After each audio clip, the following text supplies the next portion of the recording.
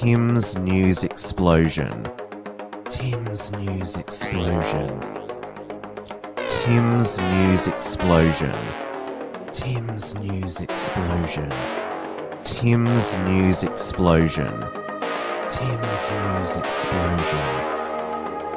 Tim's News Explosion. Tim's News Explosion.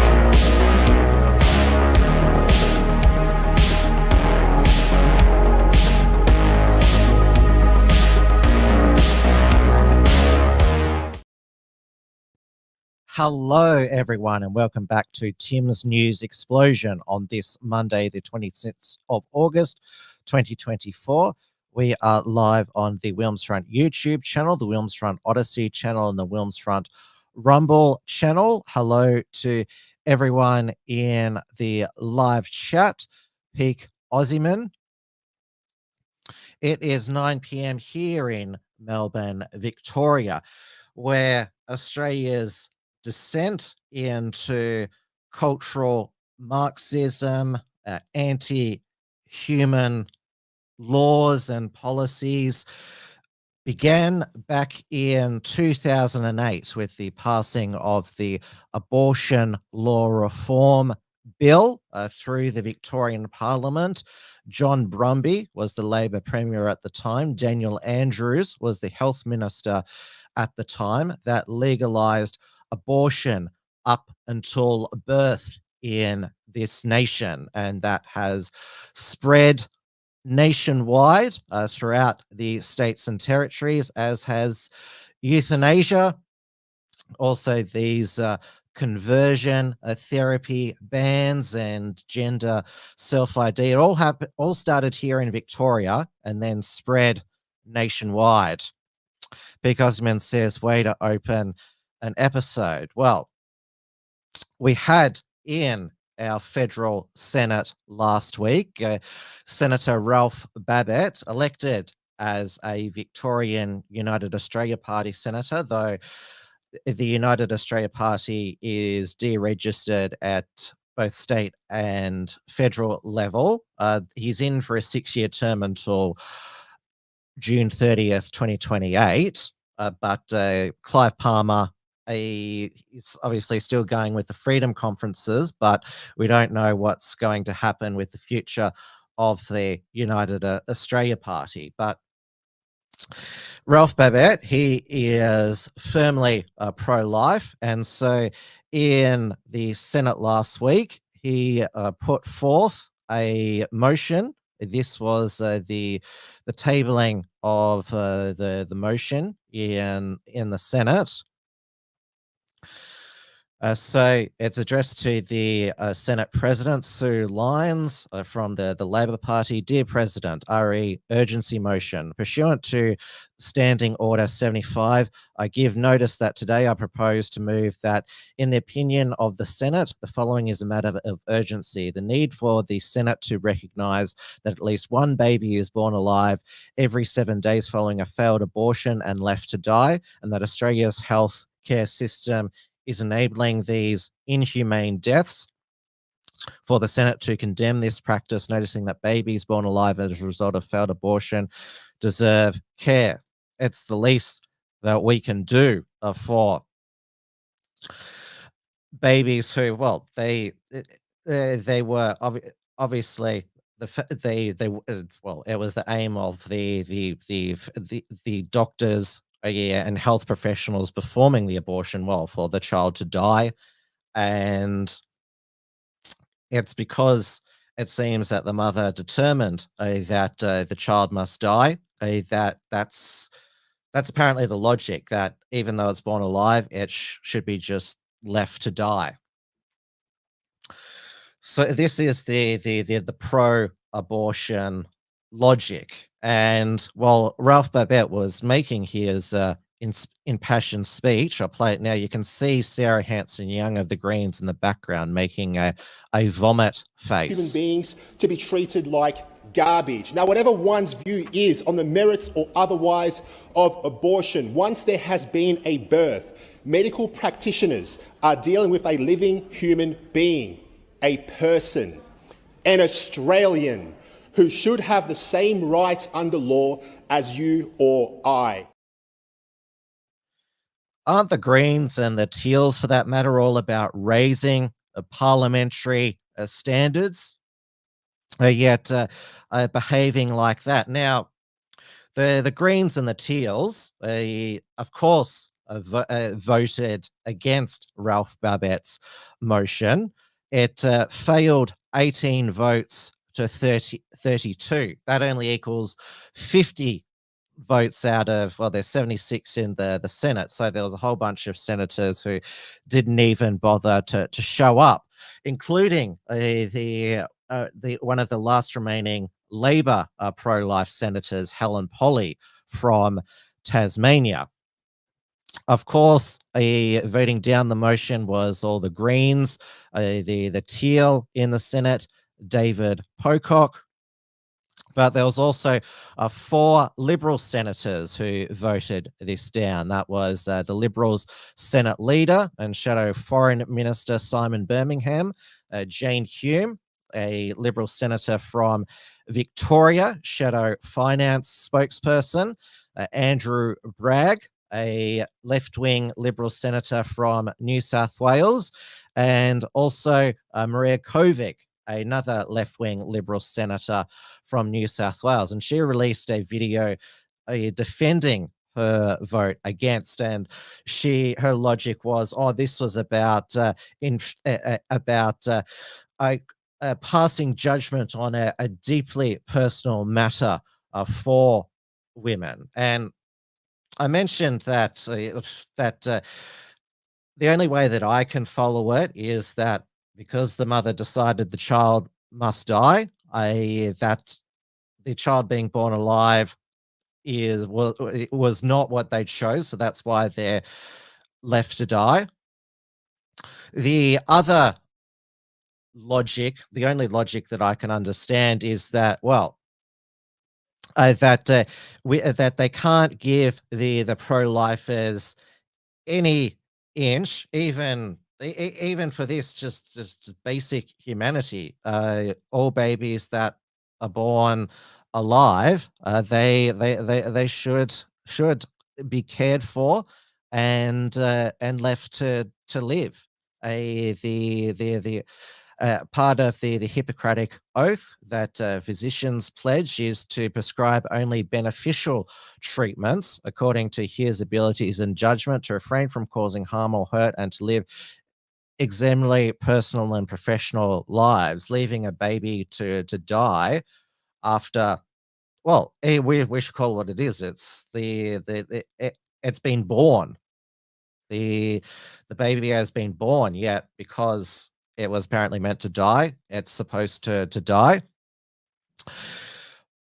But going to the second point of logic, I'm trying to understand that they are right, that we are, that, or myself and a lot of the other senators who voted yes, we are 100% pro-life. We don't, and as the old motto goes, we don't want a world where abortion is simply outlawed. We wanted a world where abortion isn't even considered.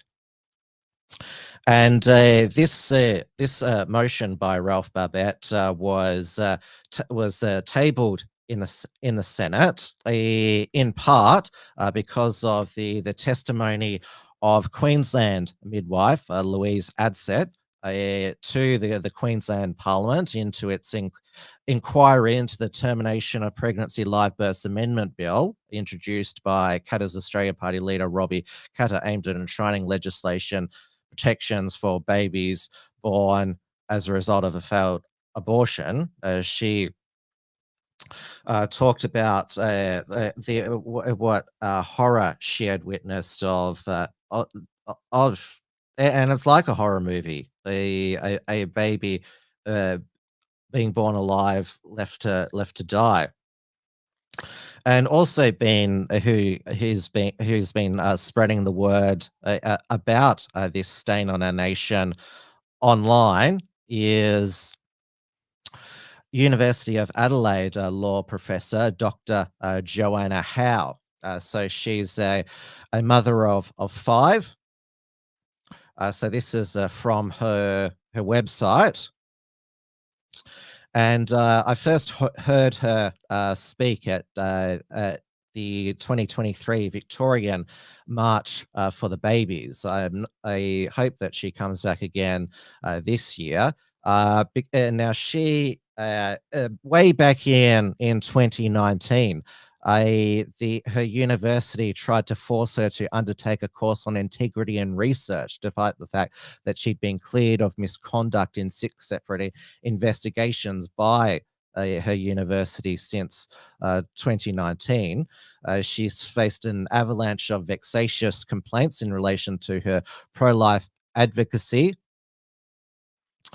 So leading to the university's investigations, which began in January this year, including her in January, accusing her of research misconduct. But she had a victory against her employer. She took them to the Fair Work Commission for their treatment of her. So she hailed this as a win for free speech and against cancel culture, but it cost $100,000 in legal fees. So she's also visiting the MPs who voted down the motion or condemned the motion, such as a TL independent for Kooyong, Monique Ryan. Hello to Mitch. Hello to Dawn Browning. Hello to Iron Duke.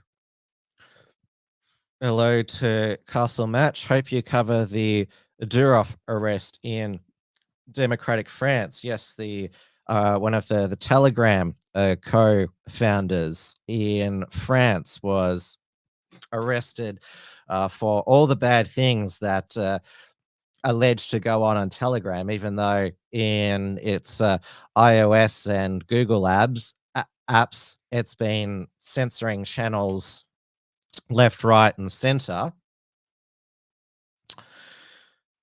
So yes, that was quite very sinister.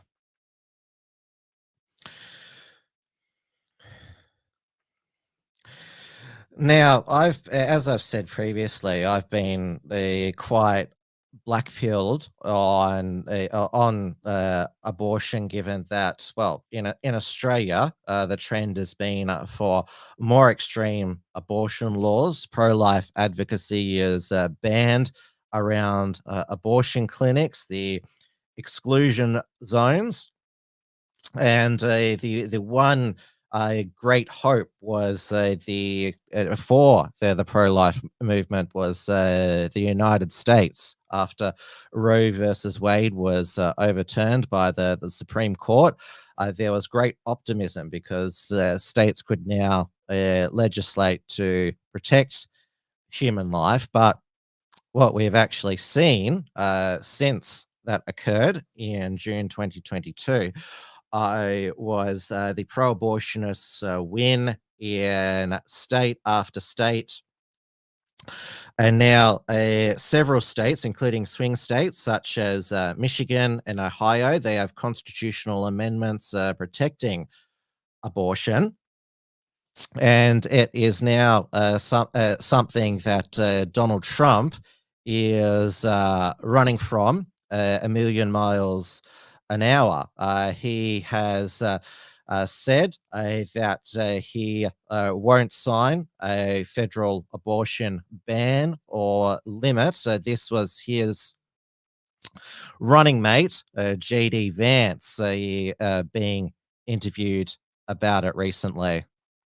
Senator Graham said to me, I'm going to keep saying that there should be a federal ban. If such a piece of legislation landed on Donald Trump's desk, would he veto it? Well, I think it'd be very clear he would not support it. I mean, he said that explicitly. Yeah, I mean, if you're not supporting it as the President of the United States, you fundamentally have to veto it. So he would veto a federal abortion ban? I think he would. He said that explicitly that he would. And we saw Donald Trump on his Truth Social on the weekend a post. My administration will be great for women and their reproductive rights. Or he will clarify this. He clarified this when at a press conference, because unlike Kamala Harris, he actually does press conferences and takes questions from reporters. What led you to post about women's reproductive rights this morning? Has your stance on abortion changed? Yeah, no, very good. I'm very strong on women's reproductive rights. The IVF, very strong. I mean, we're leaders in it. And I think people are seeing that, and votes are being taken, and that's what they've wanted for years. For 52 years, they've wanted votes to be taken by the states, and they wanted Roe v. Wade to be brought into the states. And it's really happening. It's really happening. And previously, Donald Trump was asked how he would vote on Florida's Amendment 4, which would enshrine abortion in Florida's constitution, because Ron DeSantis signed a 6-week abortion ban. Now, Florida's constitution has a very high, to have an amendment, has a very high threshold of 60%. And the current polls suggest that it could actually pass. Now, Ron DeSantis, obviously, he was the one that signed the bill, so he's come out very strongly against the constitutional amendment. Though if it passes, that's basically the end of his future presidential bid, because being pro-life is one of his central policies, and if he's rebuked by his own state, what else has he got? South Dakota, that has also got a proposed amendment to enshrine abortion in its constitution. They need 50% in South Dakota. Dog killer governor, Kirsty Noem, she is not taking a position on it. She's saying that I'll respect whatever the voters decide. Well, I guess, yeah, she's showing that she's pro-death, whether it's for babies or puppies. That's the only conclusion that I can draw. Now, Trump, the reason why he said he was strong on IVF, this all stems from Alabama Supreme Court ruling earlier this year. I think it was last year, actually, which said that frozen embryos are connected to the right to life. So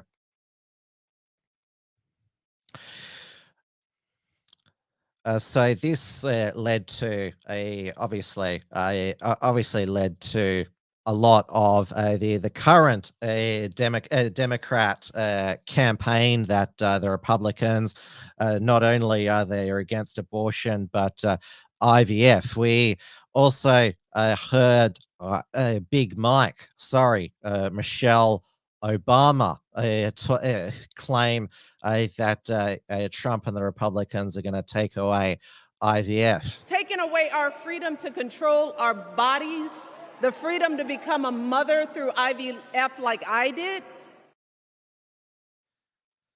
Michelle Obama just said that she became a mother through IVF. That certainly hasn't at all dissipated the Big Mike that Michelle Obama was born Michael Robinson. Hasn't dispelled those rumors. There's no photos of a pregnant Michelle Obama. Cory Bernardi, former Liberal and Conservative senator, did find a Grok, which is the XAI, did find a Grok image of a pregnant Michelle Obama. And Alex Jones, who for years has explored the Michelle Obama Big Mike conspiracy theory, debuted his own Big Mike song during Michelle Obama's DNC speech. Big Mike, and criticize Big Mike, Big Bad Mike. Every morning at the mine, you could see him arrive. 6'6", weighed 245, kind of broad at the shoulders and narrow at the hip. Everybody knew he didn't give Big Mike no lip. Big Mike, Big Mike. Nobody knew where Mike come from. Some had said he just drifted to town and stayed all alone. Some said he come from Louisiana land, where a crashing blow from a big right hand sent a Republican to the promised land. Big John. I have to get the actual lyrics. Go from memory. Big Mike, Big Mike. And then one day at the bottom of the mine, Big Bad Mike.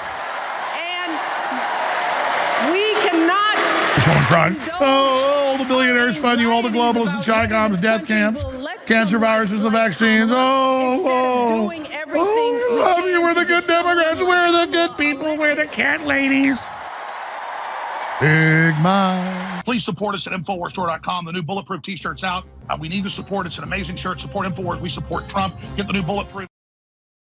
That shirt that says bulletproof is not actually bulletproof. Now, obviously, there is already a song about Michelle Obama being a man by OK Boomer.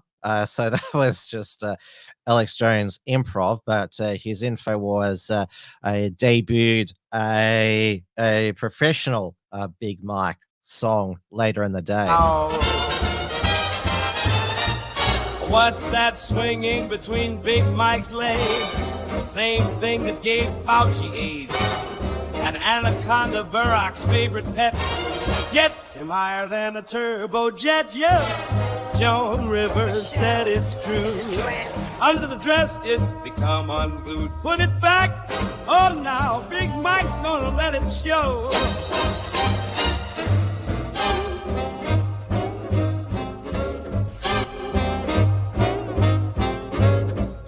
Where are the pictures from a pregnancy? When did he become a she?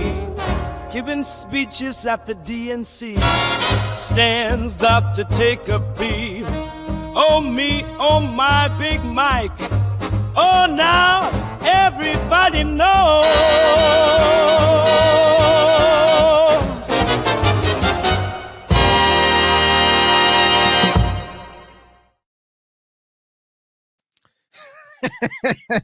I thought since we are starting the show with such horrific and barbaric news that we needed some light relief. Now, according to the mainstream media, Michelle Obama's speech and so Barack Obama's speech, or they were so good against Trump. We don't know who killed the Obama's chef. Maybe saw a sausage that he wasn't supposed to see. Rest in peace, Tafari Campbell. But outside the Democratic National Convention was the Planned Parenthood abortion truck, baby incinerator, and the current count is 25 babies killed incinerated in that truck. It only went for 4 days, and Savannah Hernandez, she took some footage from the abortion truck outside, I should say.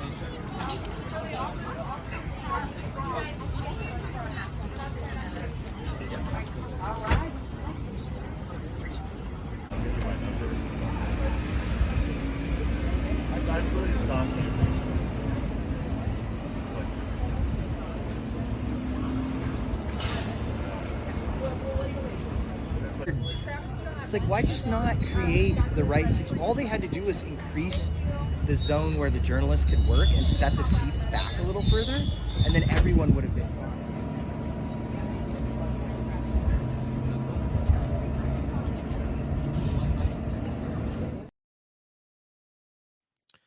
fine. So Savannah Hernandez works for Frontlines, which is a media outlet by Charlie Kirk's Turning Point USA. Paleoconservative Australian. I'm not going to.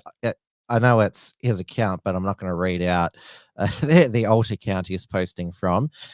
So he says, I'm an atheist, and even I think this is evil. Well, I'm an atheist as well. I'm pro-life because I'm a humanist.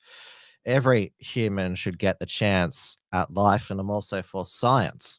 Life begins at conception, and that's also why I'm anti-war as well, against all wars, whether they be Russia, Ukraine, i.e. Israel, Palestine, all other parts of the world, because there's too many innocents suffering. Paleoconservative Australian says, my other account got banned. TM too much trying. Can't you change the name of this account? Surely that's possible. And now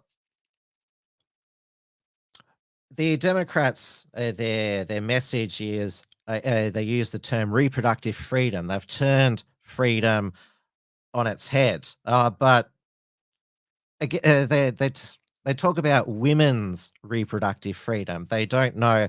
Do they know what is a woman? Some claim that men can get pregnant. I think there was I can't remember. I think maybe it was Jack Posobiec at a Kamala rally.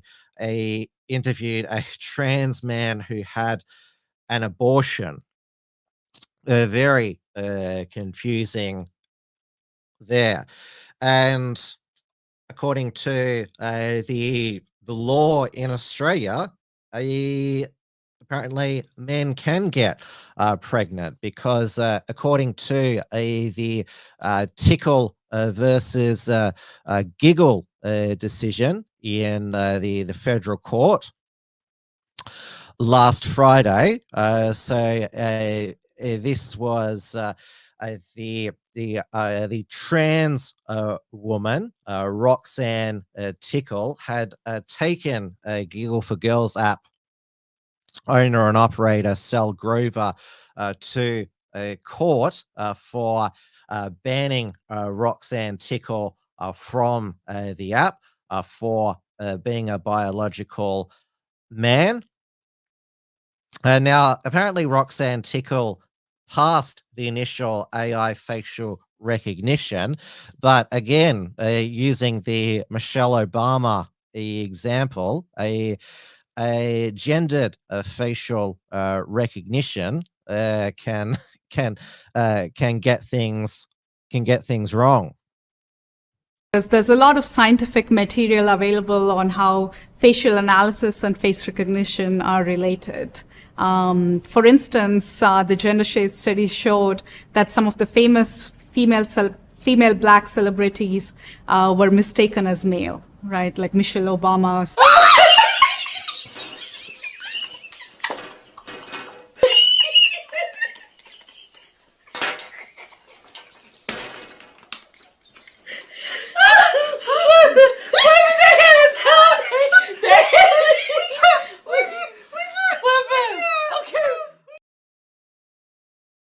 Or maybe the AI facial recognition has actually improved, and obviously that was Diamond and Silk inserted their reaction. Rest in peace, Diamond, who died last year. Okay, that's enough.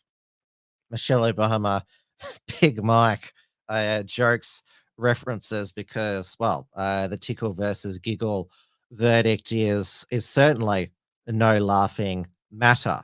It means that in Australia, under Australian law, Roxanne Tickle is a woman because the judge in this case,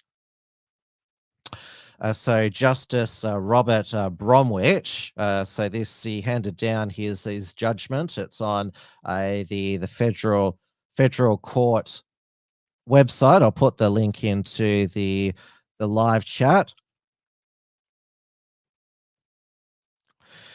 So he ruled that Ms. Tickle suffered indirect gender identity discrimination and awarded her $10,000 damages and $50,000 to cover legal expenses, though Roxanne Tickle had bankrolling her. At first, it was a human rights complaint. The Grata Fund, which, according to its website, Grata builds a fairer world by harnessing the power of high-impact strategic litigation to create structural change.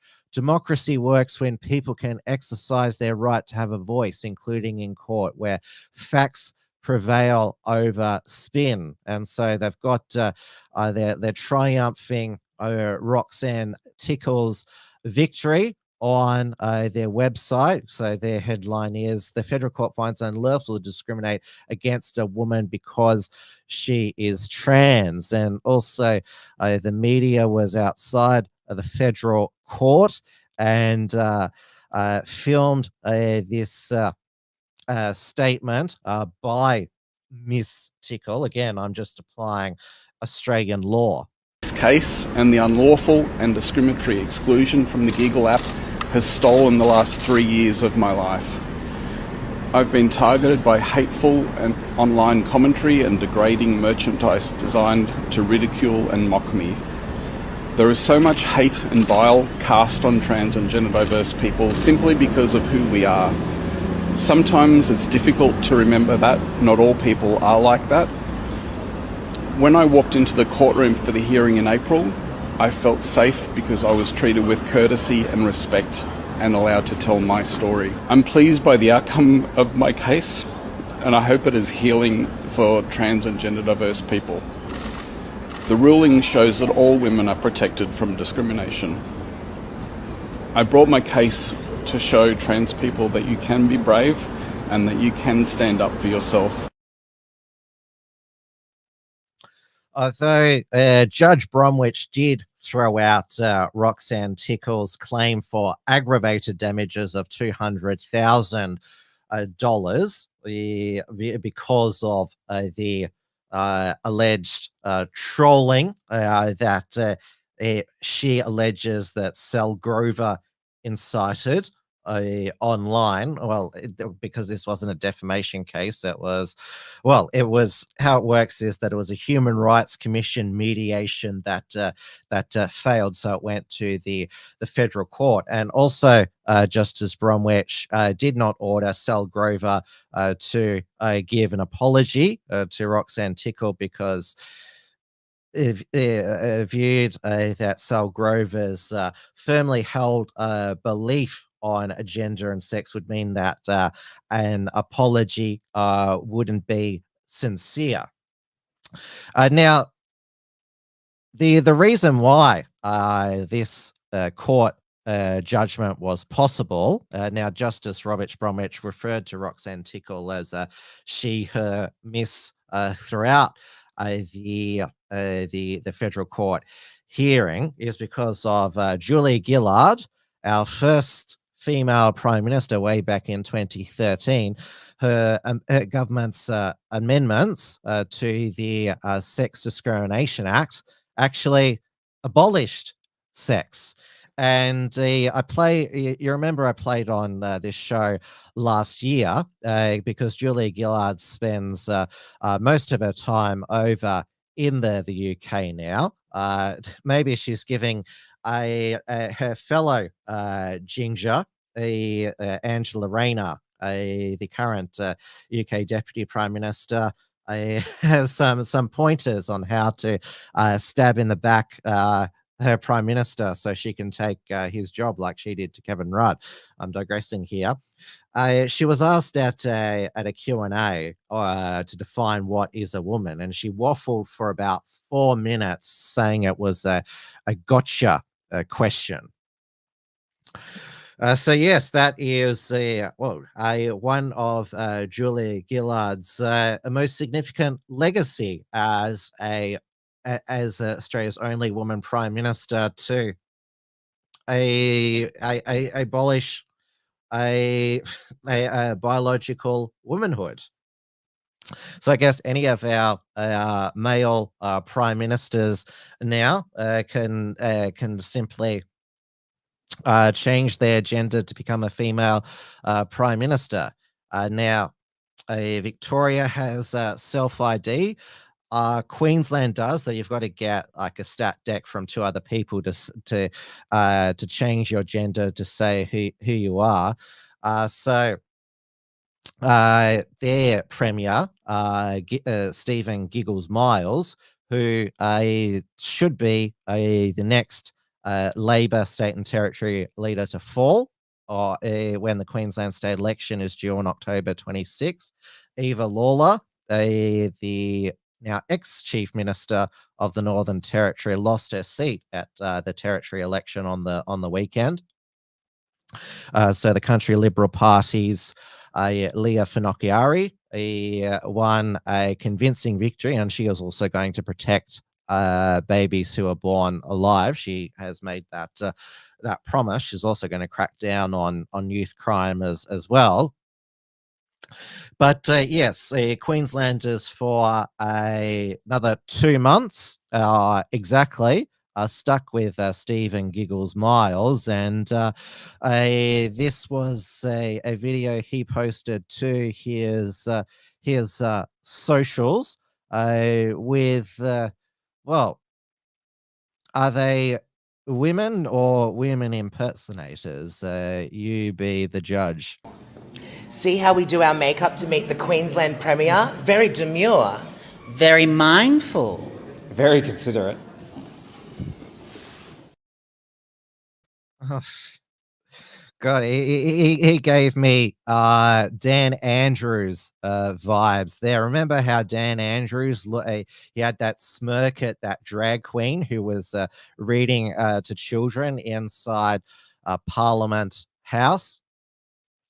And even though Dan Andrews, he cancelled the Victorian Commonwealth Games in 2026, the Victorian government still wants to bid for the 2030 Gay Games, which, I mean, it's not a professional sporting event that like the Commonwealth Games.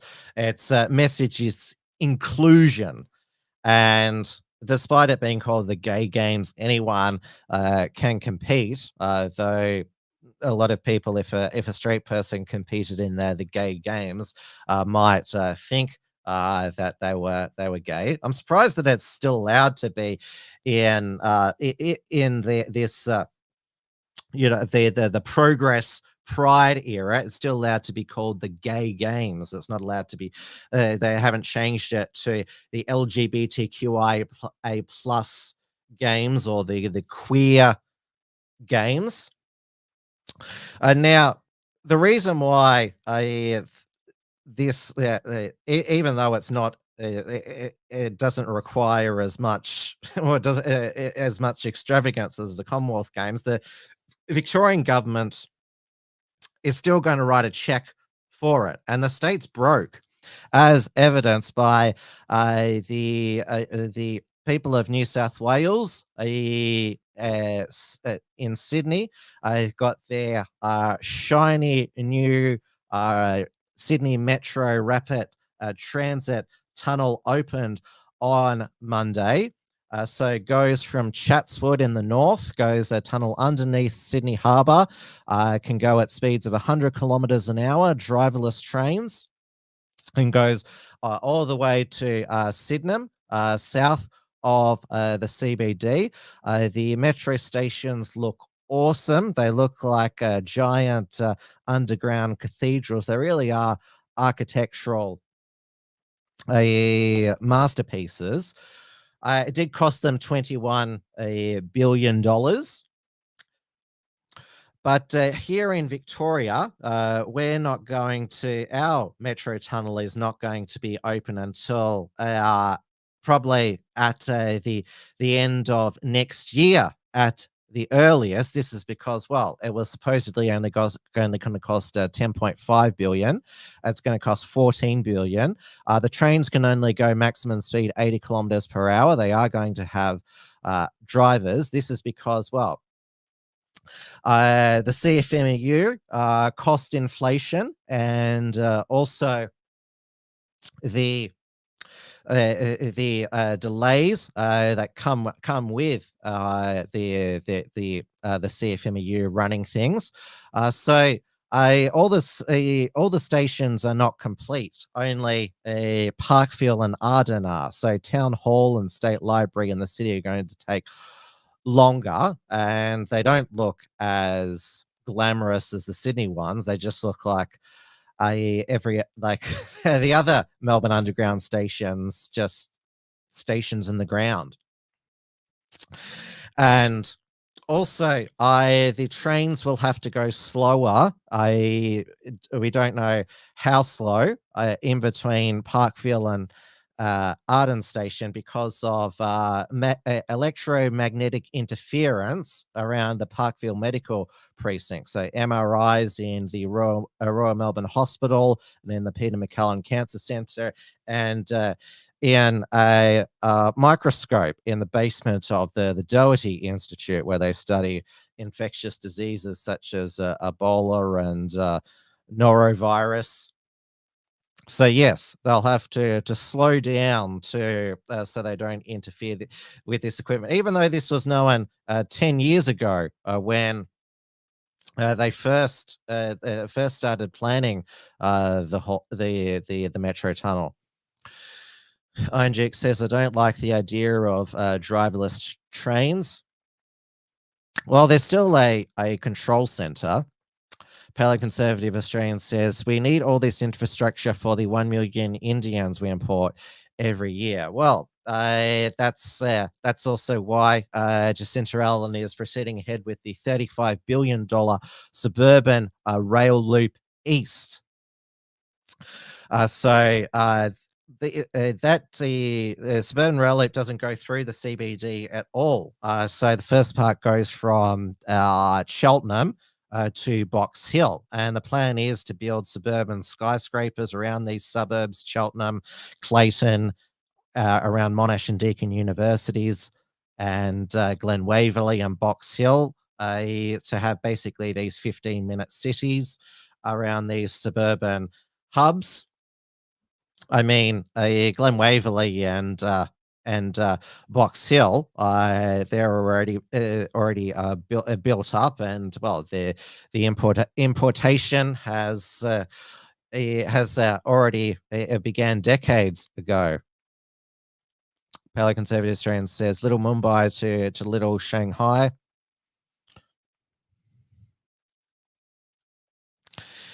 INGX says, the only reason I ever go near Melbourne now is go to the zoo about once a year.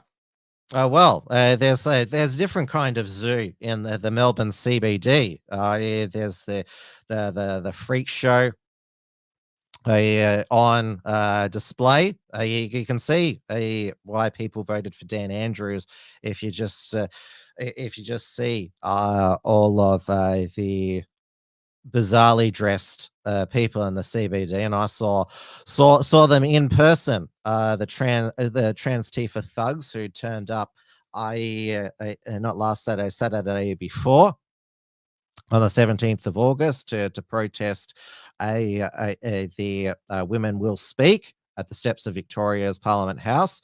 And in Brisbane on the weekend, they had the Women Speak Up, a Queensland event on Speaker's Corner. Though trans Tifa, they're not in as larger numbers as in Melbourne. So the women they needed much less Queensland police protection, though at least their free speech was protected, unlike what happened to the National Socialist Network a couple of weeks back. And Ben Shan, the Dusty Bogan Christian lobby, was there to cover it. You have to subscribe to Gavin McGuinness's censored.tv to see the full videos, but he posted this preview up on his socials. There's a man here who's got blue hair. He looks like Giggle Piggle. He's flailing his arms around and hit someone. My boys watch that show. Yeah, my girl watches it. Yeah. And Giggle Biggle and Akapaka. I think. You know too much. These people are toddlers. You know, they are toddlers having a tantrum, and when they flail their arms around, they don't care who they hit. But we couldn't press charges because it wasn't. So they pretend I pretend I'm having a fucking emotional hissy fit and I backhand grandma. Pretty much. Oh, it was an accident. Yeah, pretty much. Pretty much. Full on. Pretty much. But look at us today. We're here, we're safe, and we're being kept away from them. So, awesome. But they have been circling us. They've been trying to get up. There's a weird-looking goblin with a flute down there, like the Pied Piper. Yeah. Oh, yeah. Down there. Yeah, she was here last time. Oh, was it a girl or a bloke? I don't know. It's hard to tell. Well, like a rat man, like it was like Master Splinter crawled out of the sewer. Yeah. There's quite some characters there. And Brisbane is, of course, hosting the 2032 Olympic Games. And, well, we saw how gay the Paris Olympics were, even though they weren't the official gay games. And we certainly don't want the Brisbane organising committee to get any ideas from the Paris opening ceremony. And Bob Katter, the member for Kennedy, Katter's Australian Party, the current Katter patriarch, father of the house, asked the Treasurer Jim Chalmers about how the Olympic money is going to be spent, and whether it will be spent on some of what we saw in Paris. Doesn't federal government backing of Brisbane's Olympics confiscate $30 billion off North and Central Queensland's coal and copper miners, cane and cattle farmers, giving it to the IOC, whose Paris opening ceremony was, I quote, an orgiastic pagan ritual denigrating Christianity? Treasurer, didn't Christians abolish slavery, create from a brutal imperium, Pax Romana, from the Dark Ages, the Renaissance? Didn't communism murder 78 million people? Didn't Christian Gorbachev, the Pope, and Charlie Wilson's Christians abolish communism? Didn't pagan rituals sacrifice children to the tree and crocodile gods? Do such rituals still live on, Mr. Treasurer? I haven't heard of the crocodile gods. Maybe there's some paganism in North Queensland, which involved worshipping crocodiles. But you understand the point that Bob Katter was making, even though he made it in a very Katter way. And obviously, Giggles Miles, he'll be gone in 2 months, so it falls to the incoming Liberal National Party leader and likely Premier David Crisafulli to try and rescue the Brisbane Olympic Games, because they don't even have a stadium at this time. They haven't been able to make a decision.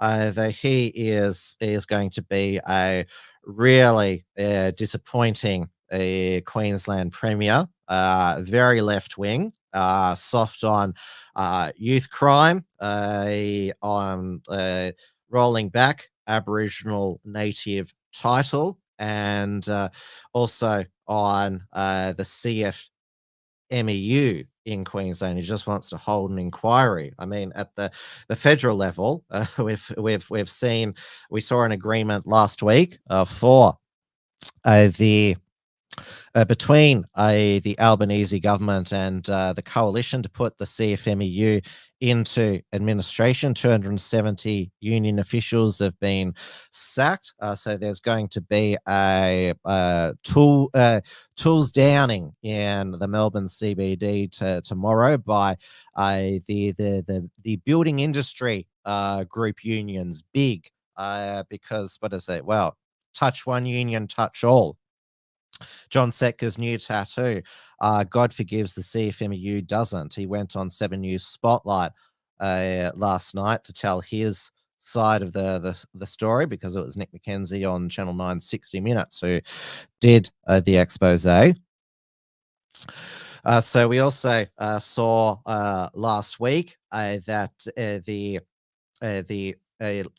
Albanese government and the coalition do a deal to rein in the NDIS spending and the rorts, and to make sure that it doesn't blow out with all of these children with autism and developmental delays being put on it, and so that overseas trips and dolphin crystal therapy can't be claimed.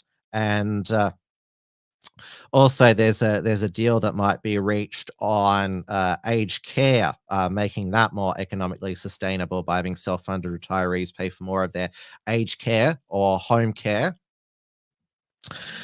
Even though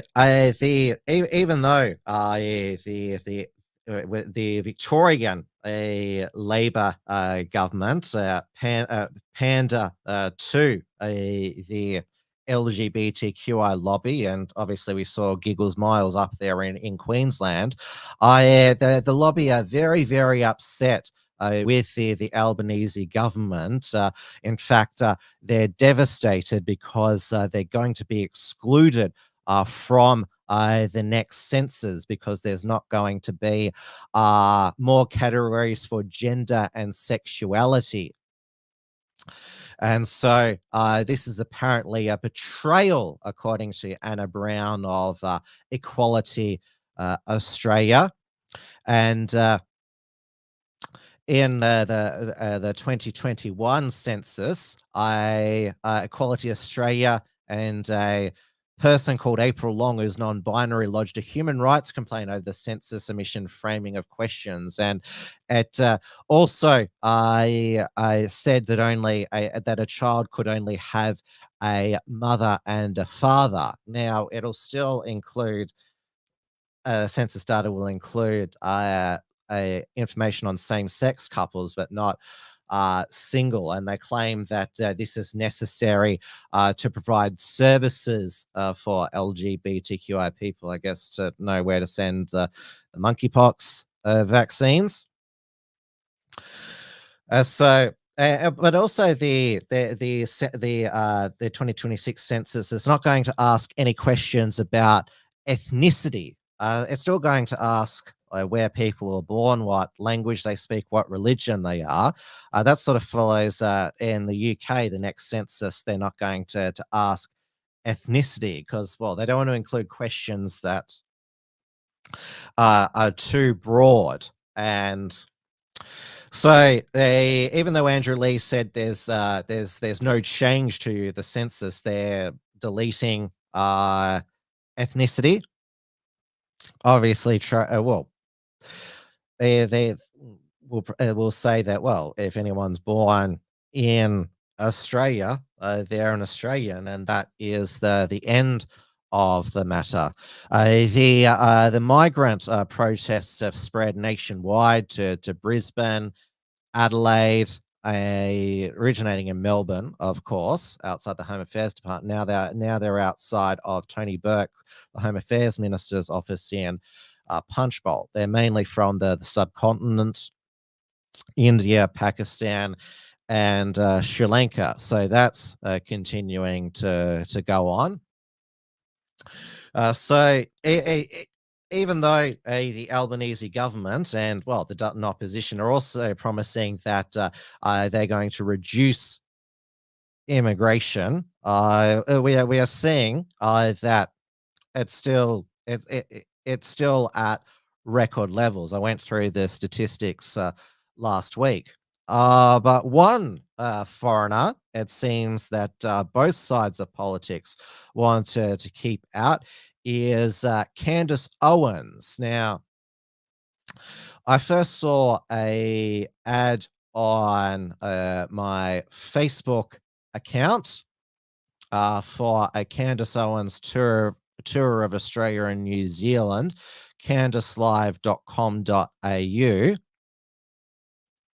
And I immediately knew that the organizer behind it was Damien Costas, who was behind the failed tour of Donald Trump Jr. in 2023. It was first postponed because apparently there was a delay in granting Donald Trump Jr.'s visa, and so the tour had to be postponed. And the Home Affairs Minister at the time, Claire O'Neill, said that Donald Trump Jr. was a big baby and that had delayed his tour because ticket sales were slow. It was supposed to be in July last year, then it was delayed till September, then December, and then it was cancelled.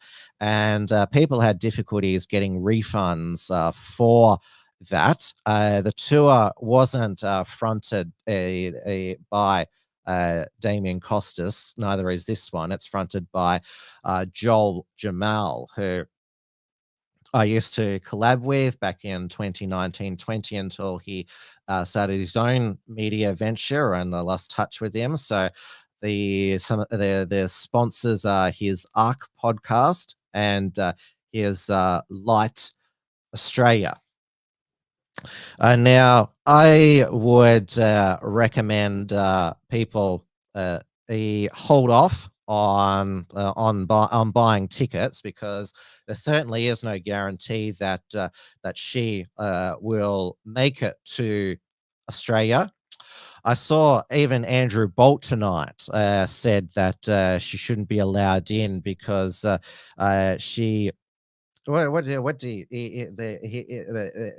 called I can't remember the exact term, but he really laid into her, and she is being mass cancelled, disavowed because of a video that she did on the Frankists, who are a Jewish sect. Now, I haven't read about the Frankists. I didn't know who they were until Candace Owens made a video about them, so I can't assess the veracity of what she is saying. But because she was so mainstream in the conservative movement, well, she was first employed by PragerU, which of course owned by a Jewish Dennis Prager, and then she was poached by Ben Shapiro of the Daily Wire. So she's had two previous jobs with Jewish employers. Andrew Bolt called her a charlatan. That's what he called her. So though his panelists didn't agree with him, Stephen Shavara and Daniel Wild, but it doesn't look like that. Yes, as I said, Candace Owens will make it to Australia, which is why I advise people to hold off buying tickets. And Tony Burke, the Immigration and Home Affairs Minister, said that he hopes Owens has a good refunds policy. She has not yet applied for a visa. So Jeremy Liebler of the Zionist Federation of Australia, son of Mark Liebler, Arnold Bloch Liebler, one of the architects of the Aboriginal Voice referendum. Dan Andrews' favorite law firm is Arnold Bloch Liebler. So they wrote to the Home Affairs Minister, Tony Burke, saying that she should be denied a visa. The opposition's immigration spokesman, Dantine, agreed. So did Jewish Liberal backbencher Julian Lisa. And also it was a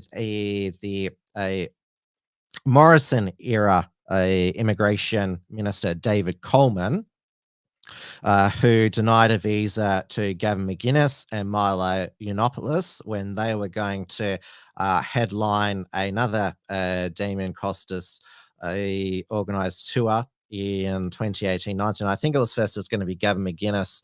His visa got cancelled, then it was going to be Milo Yiannopoulos, and his visa got denied.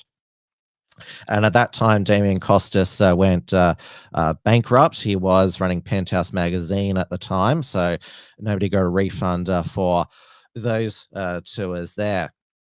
Candace Owens was interviewed by Ben Fordham on a 2GB in Sydney. She's also been on New Zealand radio, the Platform, which is a rival station to one that I appear on, Reality Check Radio, with Paul Brennan every Tuesday morning on his breakfast show. He's trying to get Candace Owens on.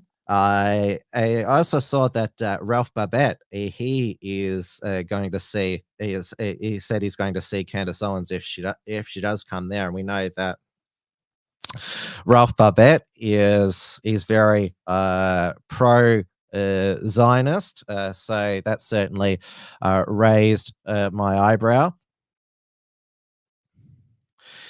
Paleoconservative Australian says, did you see Zionists suddenly care about immigration when Gazans are being imported? Yes. That's all that the Liberals have asked in question time this past week.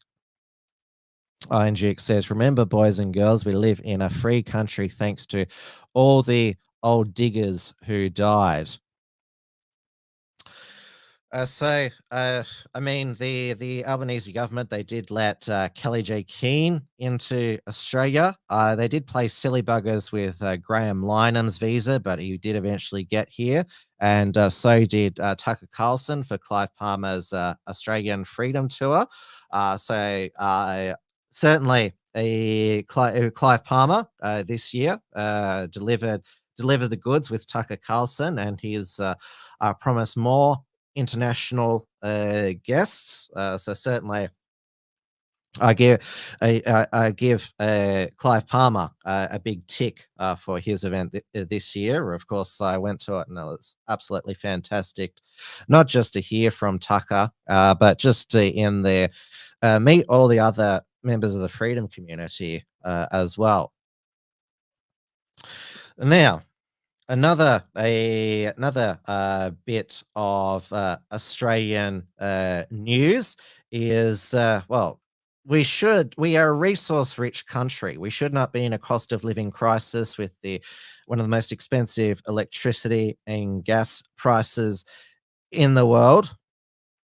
We've got gas, uranium, all sorts of natural resources and minerals in the ground, but because of the climate, environmental, green activists, they have to stay in the ground, and a lot of the cover for this is under Aboriginal cultural heritage.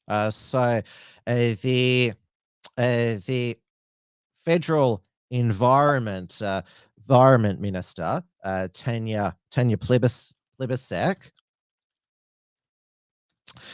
she this week announced that she had rejected a Regis Resources tailings dam for its McPhilmis gold mine project in the New South Wales Central West under Section 10 of the Aboriginal and Torres Strait Islander Heritage Protection Act, because according to Plibersek, the headwaters of the Balubala River are of traditional significance to the Wiradjuri people. This is despite the fact that the Orange local Aboriginal Land Council's assertion that the site did not hold significant secret value. But Tony Plibersek decided not to listen to the local Aboriginal Land Council, instead decided to take the word of the Wiradjuri Traditional Owners Central West Aboriginal Corporation, which only has 18 members with only their first names listed. The only public figure is this woman here, Wiradjuri Elder Naree Reynolds. And so she says that, well, she's an artist who says she's a very light-skinned descendant of an Aboriginal woman born in the 1820s and is now sharing her voice that was silenced many skies ago. And as you can see, she looks like a stereotypical white boomer. And this is we have seen this so much over recent years that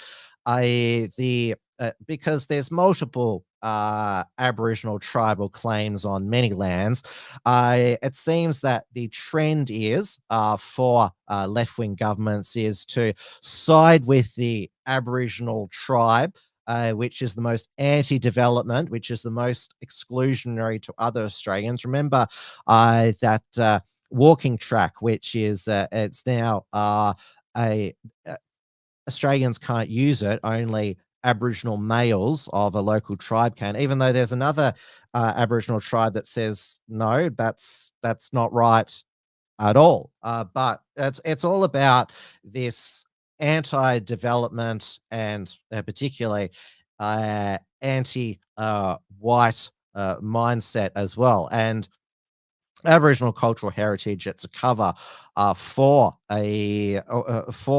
shutting down these projects, even though a lot of Aboriginal groups and land councils, land corporations, whatever they're called, actually support them because of the jobs and royalties that they'll bring in. Maybe Plibersek also decided not to approve this tailings dam because, well, we can't have more gold in circulation. Everyone has to be on the transition path to central bank digital currencies. We can't have any more of that gold standard.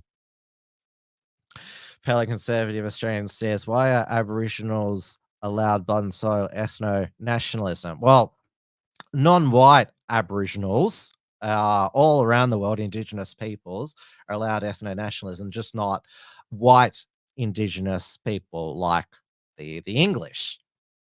Although apparently black people were in England, the British Isles from the start. So apparently white people are not Indigenous to anywhere. So which begs the question, where did they come from?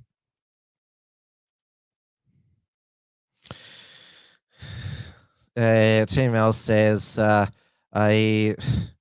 so many options. Tim's not being creative, just using an actual name when he could be taking the piss. Whose actual name is? I'm not sure what you're referring to there, DML. So, as you can see in Australia, you can identify as whatever gender you want. You can identify as an Aboriginal because there's no blood test. It's all about, well, just identifying and whether you're accepted by a local Aboriginal people.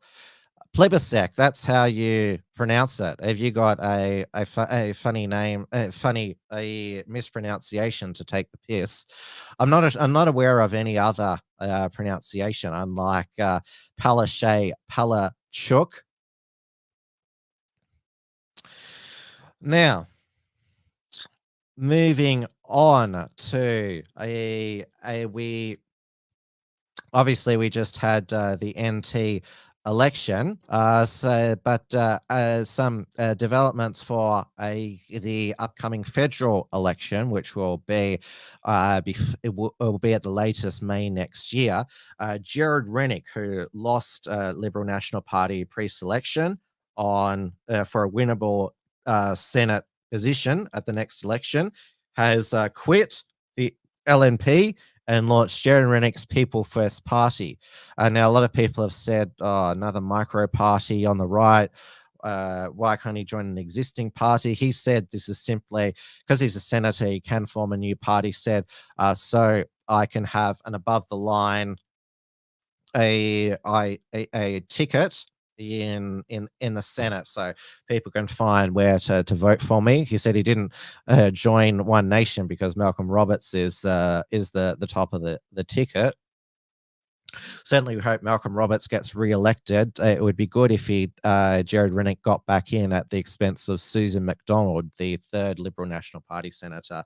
So he joins on the crossbench. Here's another former colleague of his, Russell Broadbent, the member for Monash, who lost pre-selection and so resigned to sit as an independent, will run at the next federal election. Monash is in the West Gippsland region. Now, Russell Broadbent, like Jared Rennick, has championed the vax injured and also campaigned against vaccine mandates. Russell Broadbent, even though he was a Victorian, did not get vaccinated, though he was allowed to enter his own electorate office because it's federal property. He gave a speech in Parliament saying that he got over COVID through ivermectin. He's a 73-year-old unvaccinated COVID, yet he's perfectly fine, fit and healthy, and wants to go for another term in the federal Parliament. So there you go. Now, moving on to the UK. So to obviously to make room in the UK's overcrowded prisons for all of, well, not just the people who participated in the riots, but also for the people who attended protests that turned violent and were just bystanders, and also the people that posted online. One of the latest to be imprisoned, 18-year-old James Martin, arrested for a breach of the peace, swearing and shouting. On the 8th of August, he pleaded guilty to charges of racially and religiously aggravated harassment, having an article intended to destroy or damage property, and obstructing or resisting a constable in the execution of their duty. A judge found a man with firelighters in his pocket outside an Islamic center. The consequences could have been fatal had he lit a fire, which he didn't. So he's been jailed for 26 months. So there has been, there's a whole bunch of other people. It's hard to keep up that people have been imprisoned. So they are emptying the prisons of rapists, pedophiles, assaulters. 5,000 are being released early. It's those who haven't completed their sentence yet to make room for these far right criminals and thugs. Operation Early Dawn, it is called. And the Home Secretary, Yvette Cooper, meanwhile, she is her priority now is a crackdown on people pushing harmful and hateful beliefs, including extreme misogyny, as she announced a new approach to fighting extremism, which, of course, Andrew and Tristan Tate, they're the big boogeyman. And now, all of the focus has been on it's these white far right people who are threatening public order. There is a festival that is takes place every year, taking place right now, the Notting Hill Caribbean Festival, which is just full of antisocial behavior, drug dealing, abuse, stabbings, and violence. But according to Sky News UK has been mostly peaceful. Last hour, they've given us an update that they've made 38 arrests and recovered 4 knives. And they said a man believed to be in his 20s has been stabbed. His injuries are not life-threatening. But overall, it's been a really peaceful and enjoyable day for people. Yes, mostly peaceful stabbings and other crime at this Notting Hill Caribbean festival, which celebrates the cultural diversity of London, which of course is a suburb.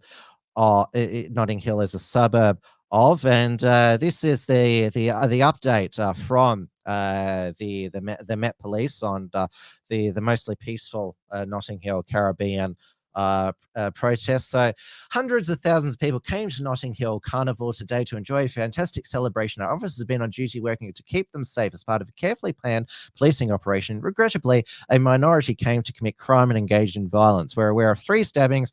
A 32-year-old woman is in hospital with a life-threatening condition. A 29-year-old man is in hospital, non-life-threatening injuries, and we wait an update on the condition of a 24-year-old man. 15 officers have been assaulted. Fortunately, none have sustained serious injuries. 90 arrests have been made so far for the following offences: 10 assaults on emergency workers, 18 possessions of offensive weapon, 4 sexual offences, 8 possession of Class A drugs, 4 possession of noxious oxide, 1 theft from a person, 8 other offences, 8 possession with intent to supply drugs, 6 assaults, 4 robberies, 13 possession of Class B drugs, 5 possession drugs, other 1 public order offense. But yes, it's a mostly peaceful, a diverse a festival in the UK, just like, well, the mostly peaceful German diversity festival. That's literally what it was called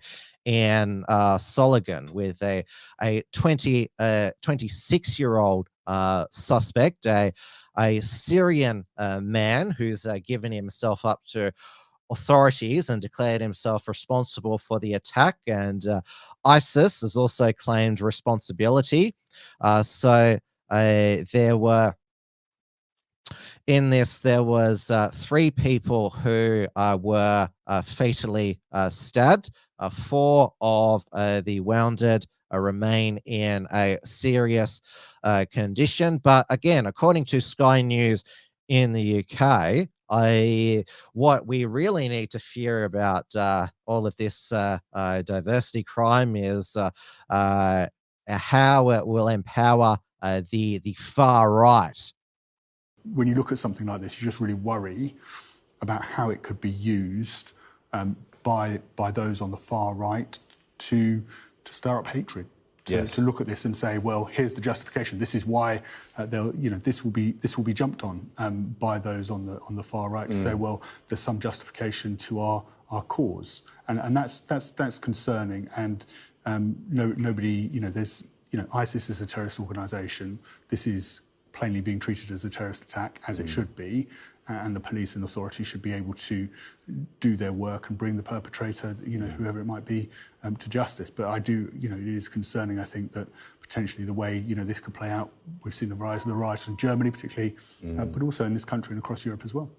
You know what, Yasmin, I saw on social media earlier people saying, what did this person look like? Now, were they asking to do a public service, so people keep an eye out if they are still at large? Or were they up to no good in asking that question? No, and as Theo says, the whole riots thing and how it was instigated. And look, I'm a Muslim.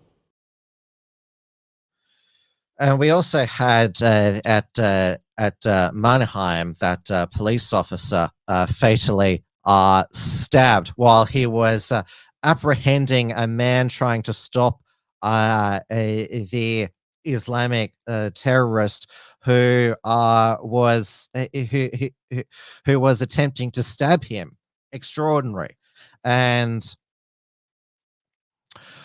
I saw that Paleoconservative Australian, exactly right. This will go down the memory hole within 2 days. I mean, we've had in the UK 3 public stabbings in 3 weeks, and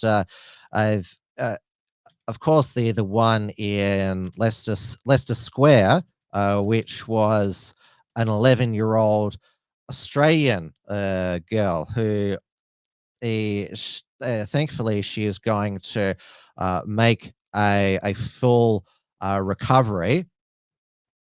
She needed plastic surgery because she was stabbed in the face, shoulder, wrist, and neck area. And it was, she told 7 News, the girl's mother, they're on a dream holiday because they wanted to see Taylor Swift in London. The perpetrator was Ian Pitrara, a 32-year-old from Romania. What is it about a lot of the girls being stabbed and also being attacked in plan to be attacked in concerts? What is it about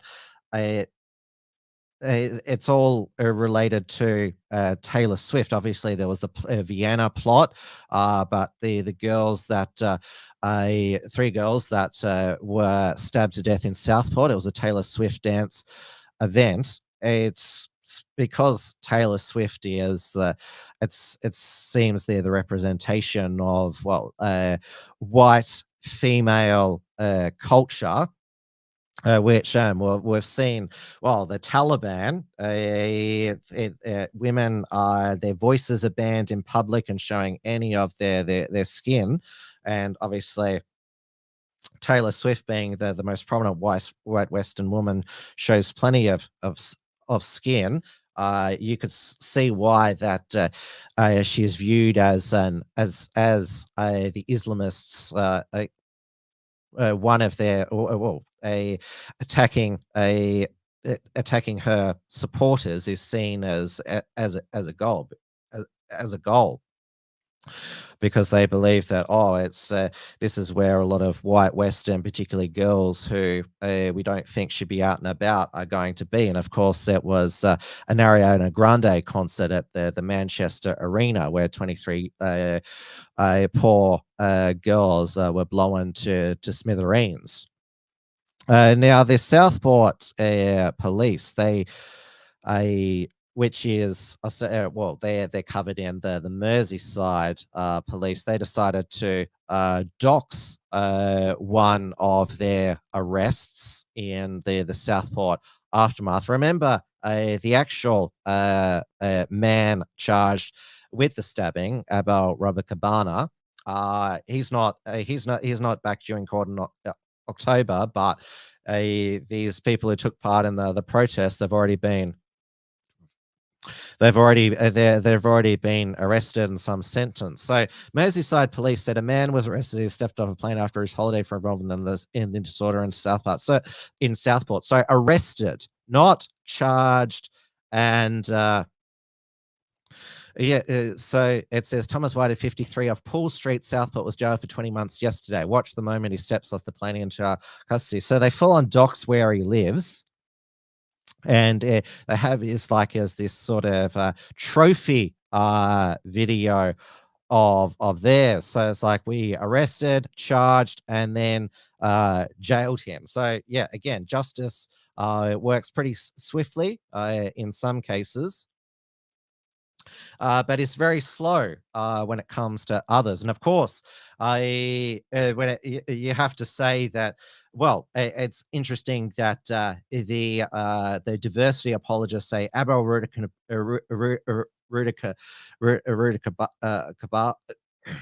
Cabana, I can't remember the pronunciation, innocent until proven guilty, but we've got to get these writers guilty.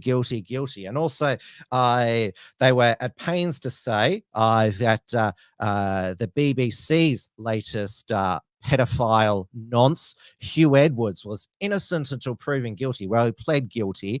He's just awaiting sentencing. Now, the UK Telegraph, it has revealed it's not just the on-air stars who have been child abusers. It has been chauffeurs at the BBC. So one of the Niven Sinclair, convicted pedophile, ran a chauffeur service for the BBC for decades, and this has only come to light now in the Telegraph's investigations team because one of his victims, Alex Cook, spoke out for the first time. But the BBC, they are making amends for their, well, you could say basically cover-up of Hugh Edwards's behaviour by taking action against one of their BBC football pundits, Jermaine Jenis, and because he sent a couple of dirty texts to adult female employees, which he said it was between consenting adults, but because their BBC's overcompensating for because there were people at the BBC complained about Hugh Edwards' behaviour when the allegation first came out that he paid a teenager £35,000 for explicit videos and pictures. And the news agents, Emily Maitlis and John Sopel, said, "We hope that our Hugh is able to work again." So because he's a low-level BBC ex-footballer, he's expendable, even though what he did was inappropriate. There's people saying on Twitter X, well, it was workplace misconduct, so it's different from Hugh Edwards. Well, he was just soliciting paying for a teenager for pictures in his spare time, so apparently that was okay. And apparently he couldn't be sacked from the BBC when he was under investigation for child exploitation material because, well, that wasn't at the BBC. That's apparently why you're claiming that they're not the same. And of course, Katie Hopkins nailed at best how, yes, Jermaine Jenis is pretty much because a footballer being inappropriate, sending inappropriate texts to a woman who is not his wife. There's so much of that. He's like, so many footballers have done that over the years. He's not a Conservative MP. So Katie Hopkins nailed the double standards that have been dished out to Jermaine Jenis. Jermaine, my love, may I offer you some advice from an old bird who's been in the eye of the storm for not dissimilar reasons? I look back at the pictures of me nudie-woody behind a gate, and I quite like those now. You know, I think they make up the rich tapestry of my life and make me far more interesting as an older bird.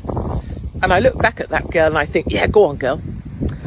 And I would say as well, you may have some apologising to do at home, and clearly some Mardy trout at the BBC decided to show someone your private text, but private text between two consenting adults are no one else's business. I'm sure there's a bunch of women out there who would love to receive a little naughty text from you. On that note, my number is, oh, the BBC are full of white paedophiles, 347 124. The second thing is, you're being used as covering fire. The next series of Strictly is about to come out. You're being used to message, oh, look at us at the BBC and look how we've got a grip of male behaviour. You're being used for that. And the final thing you're being used for is reparations. The BBC are trying to make reparations for covering up for the white paedophile Hugh Edwards, and they're using you to make reparations for the way they behaved around Hugh. None of those things are acceptable, nor is the collusion of your agency with the BBC to publicly humiliate you. They should be ashamed of themselves. So, my darling, put your chin up, put your shoulders back, and know that tomorrow is another day. Yeah, Katie Hopkins, she makes a good point that it's all of the BBC pedophiles that were hiding in plain sight in the corporation for many years. They're all white. And I saw that, again, in interacting with these BBC apologists on Twitter X, they're saying, oh, well, the BBC, they want to show they've learned from the Hugh Edwards. This is why they're cracking down on Jermaine Jenis. Well, how come you didn't learn from learn to deal with Hugh Edwards after the Jimmy Savile saga? And given that the BBC is all about racial diversity and quotas, shouldn't they allow their employees of color to get away with some sex pest behaviors? There was nothing unlawful that Jermaine Jonas didn't just say to this woman, look, there's been we've been covering too much for white pedophiles. We need to let some of our male employees of color, some of their indiscretions go as well. So yes, if anyone buys this from the BBC that they're cracking down on male behaviour, he was expendable, Jermaine Jonas, because he wasn't a national treasure like Hugh Edwards. I mean, if he'd still gotten away with it, it's still been covered up by the BBC, then he would have been knighted by the King. He would have been Sir Hugh Edwards, like Sir Jimmy Savile. And remember Rolf Harris painting the portrait of the Queen. So yes,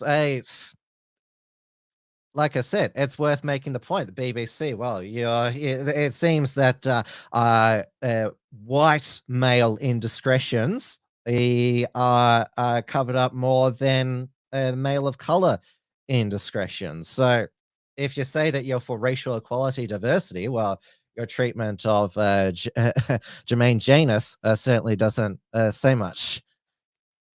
As you can see here, I'm being quite sarcastic here. But yeah, the BBC, if they didn't have double standards, would have no standards, and they pretty much do. Now, that News Agents podcast, which was an apologist for Hugh Edwards before he was revealed to be receiving explicit child exploitation material, that is full of ex-BBC employees, and they have Nigel Farage derangement syndrome.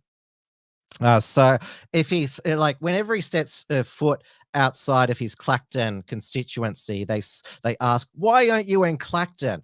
They apply a standard to him that they do not apply to any other MP. And their apparent gotcha on Nigel Farage was, while he's supposedly working for you in Clacton, look at all the other money that he is making, still as a GB News presenter from columns in the Telegraph, also making money through speaking and through his X and Meta platforms, and his salary is much higher than the average salary of Clacton. And again, there's heaps of other wealthy MPs in both the Conservative and Labor Party, but they point out that they pick on Nigel Farage for, well, basically being, he's got his money from being successful in business, and so have the rest of the Reform team. Richard Tice, who's actually been, as an MP, more based on the UK unrest than Nigel Farage, who's been on the defensive.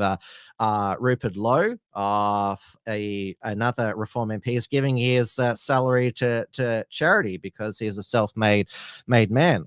We want politicians who are successful in their lives to inspire others as well. They haven't made their money by being a public purse leech. Now, going back to Nigel Farage's a list of other income, he has made from Cameo over £16,000, and his cameos are not cheap, I have to say. So it's 90 US dollars. It's about £75 UK. He's a fan favorite. He was asked on the BBC if he received payment for a cameo, would he record a pro-migrant refugee message? But why would you spend money to have Nigel Farage say a political statement he doesn't agree with, when you can pay £75 to have him say absolutely silly stuff like this. Sigma spider climbed up the skibbity spout. And that spider is you, Top Sigma James. Yes, it is. This is Nigel Farage wishing you a big chungus. Congratulations for being the top G skibbity alpha male. We all promise to hawk tour on your bussy as it claps. And this message, James, is sponsored by Sam, Matthew, Finn, and Mo Lester. Guys, you sound like a great group.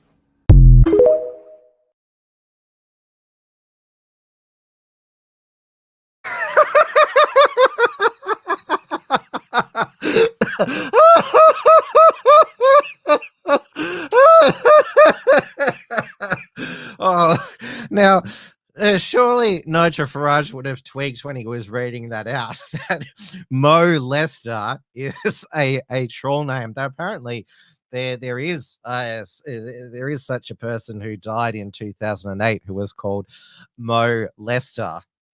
It sounds like one of those sort of Bart Simpson prank calls to Mo's Tavern. I'm looking for a Mr. Lester, first name Mo. Though, so you might have figured, you should have thought he might have figured that one out. But then there's also a rhyme back that says, "We all hope to huck tour in your bussy," which, of course, the huck tour, that's a reference to that. And you probably don't want me to spell out what bussy is, but it's a monkeypox transmission hole, if you know what I mean. And so, yeah, he must have known what he was saying, but he was more than happy to just play along because he says it all with a straight face.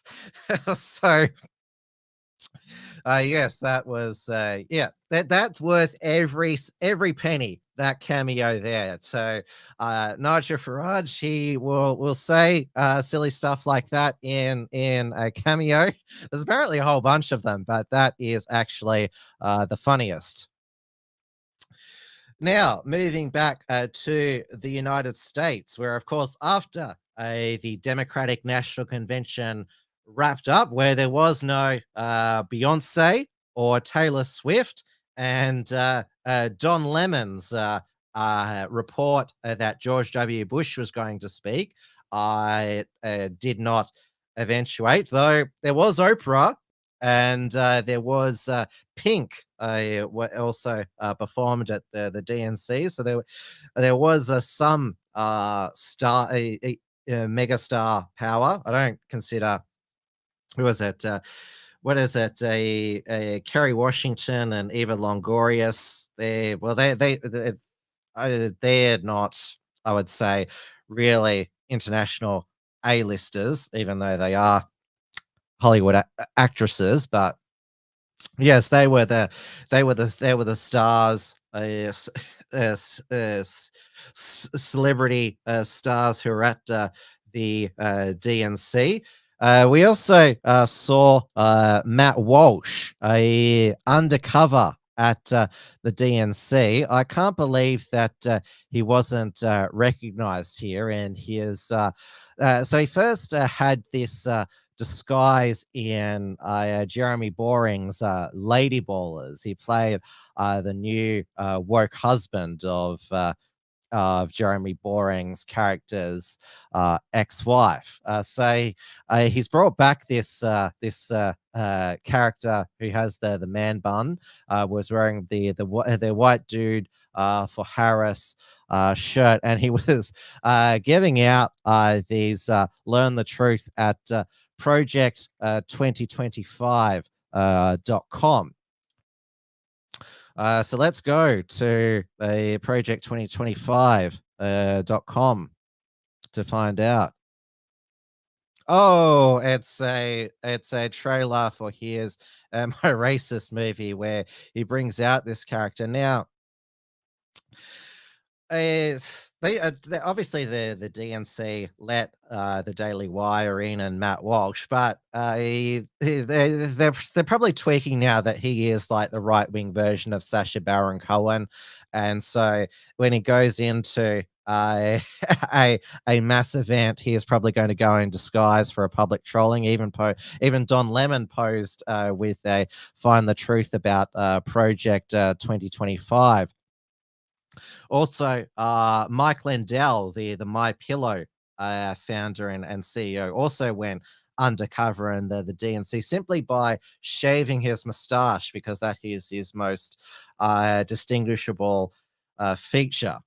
So he was virtually unrecognizable. He could have launched a new version of My Pillow called Our Pillow, a communist version. I think that was a Babylon Bee article. Yes, and of course, Trump's new nickname for Kamala Harris is Comrade Kamala, which of course was the original nickname of Jacinta Ardern, Comrade Jacinta. The crowd at his Arizona rally liked it, and that's of course when there was the big special guest and the latest twist in the 2024 US presidential election, the most incredible election. This is and this is a proper election campaign, because 2020, everything had to happen virtually because of COVID. And that's why, of course, they had to have the mail-in ballots, because you could catch COVID by voting in person, but not by putting a ballot in a drop box in person. So we had the latest twist, of course, was Robert F. Kennedy Jr. dropping out, ending his independent bid and supporting Donald Trump's presidential campaign. And he came on to the Foo Fighters' My Hero, which they're trying to sue the Trump campaign, even though they don't own the rights to their music anymore. And he posted on his Truth Social, "Make America Healthy Again." People have been because he is ripped. He's 70 years old. So Trump posted on his Truth Social, "Who would you rather have as your Secretary for Health, RFK Jr. or Rachel Levine?" Who, of course, is one of the health undersecretaries in the Biden administration. I saw somebody on X say that RFK Jr. Should have better tailored suits that show off his athletic physique. And of course, the fact that a member of the Democrat royalty, the Kennedy family, has gone over to the dark side. Because of course, one of the lines that has been used against RFK Jr. is his own family hates him, and disgracefully, Kathleen Kennedy Townsend, Courtney Kennedy, Kerry Kennedy, Chris Kennedy, and Aurora Kennedy released this very nasty, I'll use Trump's language, nasty statement on Robert F. Kennedy Jr.'s announcement. We want an America filled with hope and bound together by a shared vision of a brighter future, a future defined by individual freedom, economic promise, and national pride. We believe in Harrison Waltz, our brother Bobby's decision to endorse Trump today is a betrayal of the values that our father and family hold most dear. It is a sad ending to a sad story. Now, JFK's grandson, Jack Schlosselberg, he was one of the speakers at the DNC, and has been bagging his cousin over on his Instagram, JFK's only grandson. Donald Trump has announced that he will have a presidential commission on the JFK and RFK assassinations. Now, of course, there's been memory hole of that. Donald Trump was almost assassinated by Thomas Matthew Crooks at Butler, Pennsylvania. and he has done a outdoor rallies, but from bulletproof glass. So it was only on July 13. That was, of course, a twist in the presidential race, which, well, never should have happened. The fact that Trump, he turned his head to look at that illegal immigration chart at the last minute meant that the bullets from Thomas Matthew Crooks missed. Now, can you believe it that a Thomas Matthew Crooks' body has already been cremated? This was days after the shooting. So his Crooks's parents, they're just going about their business and grocery shopping. They haven't been put into witness protection. This has been blasted by Louisiana Rep. Clay Higgins. It was the FBI that released the body for the cremation. So this is you would think that this was still keep it in the morgue for at least 6 months. So yeah, when there's the destruction of because it's evidence in because the Secret Service says that this will take months and months. So yes, extremely suspicious, we will say that. And of course, there's been the mobile phone pings around his house that were also seen around the FBI offices in Washington, D.C. So that brings us to the end of another Tim's News explosion. Again, gone way over time. Thank you so much, everyone, for sticking around. Remember, if you want to support Tim's News explosion, will work on the Unshackled, so I can bring you more news, more interviews, and cover events. You can take out an Unshackled a subscription on Substack, where I post an email all of our upcoming Unshackled productions. So monthly $5 per month, annual $50 per year, founding member $500 per year. Or you can take out a premium membership. We've still got on the unshackled.net. So bronze $5 per month, $50 per year, silver $10 per month, $100 per year, gold $25 per month, $250 per year, platinum $50 per month, $500 per year. So make sure you also give a like, thumbs up, comment below, and share, because it all helps with the algorithm getting the word out. And also there'll be more reports from Tiger Mountain with Richard Wollstonecroft coming later in the week. I'm also going to be filming some fresh reports with him pretty soon. And now remember, you can see my reality check radio archive and all the reality check radio shows over at it's realitycheck.radio. So my segment is on the breakfast program with Paul Brennan every Tuesday. I said to Paul Brennan, not off air, that his appearance and voice is similar to one of our former nemesis, who was also a radio DJ, Peter Grace. But yeah, Paul Brennan is very, very based, unlike Peter Grace, who has Trump derangement syndrome and angry old lefty. And also my former Trad Tasman Talk co-host, Dewey DeBoer, hosts The Dialogue every Friday, 1 p.m. to 3 p.m. New Zealand time. He had Keith Woods on, the Irish ethno-nationalist. So he's been having some bass guests, and Reality Check Radio, they have given him the all clear. So he's also had spoken to Laura Towler and also to Martin Sellner. So he's really going well with the show and getting some high profile guests. I will have some guests of my own on Wilms Front coming soon.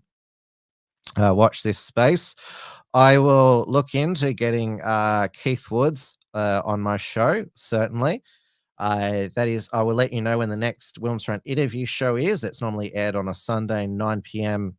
on the Wilmsfront channels, but I'll definitely see you all next Monday on the Wilmsfront channels, YouTube, Rumble, Odyssey for another Tim's News Explosion. I will let you know on my socials, on X, Telegram, if there's a Thirsty Thursday with the Dusty Bogan this week. It's sort of they sort of come together on the day if they happen. There wasn't one last week, but I'll let you know if one's definitely locked in. And of course, Richard Wollstonecroft, you can also see him not just a report from Tiger Mountain, but also on Sam Newman's You Cannot Be Serious podcast. Every Wednesday it is released. And also Muff 24, he'll be announcing Melbourne Underground Film Festival very soon as well. So we will definitely be cross-promoting that on the Unshackled. Until next time, stay safe. Stay out of the wild weather in Melbourne, because we've got rain, hail, lightning, you name it, typical Melbourne here. Stay optimistic. Don't let too much get you down, because we've got to make sure that, well, we've got to stay sane. That's why we laugh at a lot of clown world, but we've still got to maintain optimism as well. Until next time, good night, everybody.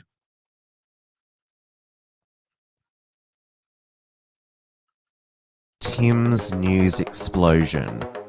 Tim's News Explosion. Tim's News Explosion. Tim's News Explosion. Tim's News Explosion. Tim's News Explosion. Tim's News Explosion.